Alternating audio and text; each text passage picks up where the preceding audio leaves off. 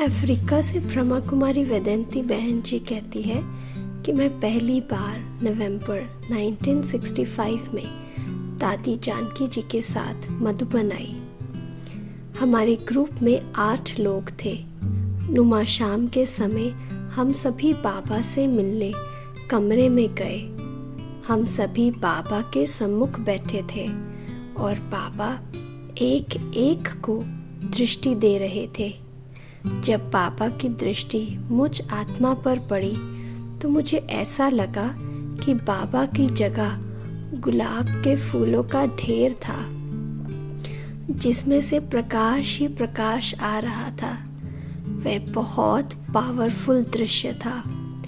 उसके बाद बाबा एक एक को वरदान दे रहे थे।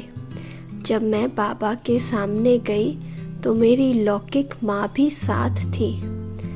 बाबा के बोलने से पहले ही मेरी माँ ने बाबा से कहा कि बाबा, आप मेरी बच्ची को कहो कि शादी करे। ये शादी के लिए मना कर रही है। हमारी माता जी तो भक्ति मार्ग के गुरु की नज़र से बाबा को देखकर बात कर रही थी। बाबा ने कहा, माता, तुम अब तक भक्ति में भगवान को पतित पावन आओ कहकर पुकारती थी और आज तुम्हारी बेटी पावन बनना चाहती है, तो उसको क्यों पतित बनाना चाहती हो? तुम्हारी ये बेटी कभी भी पतित नहीं बनेगी। ये पावन रहकर विश्व की सेवा करेगी। उस समय बाबा के मुख से ये वरदान भरे बोल निकले जो बाद में साकार हो गए। जब मैं ज्ञान में आई तब ज्ञान तो बहुत अच्छा लगता था, लेकिन मैंने अंदर ठान लिया था कि ब्रह्मा कुमारियों की सफ़ेद पोशाक कभी नहीं पहनूंगी। ये बात मेरे मन में ही थी। मैंने कभी किसी को बताई भी नहीं थी।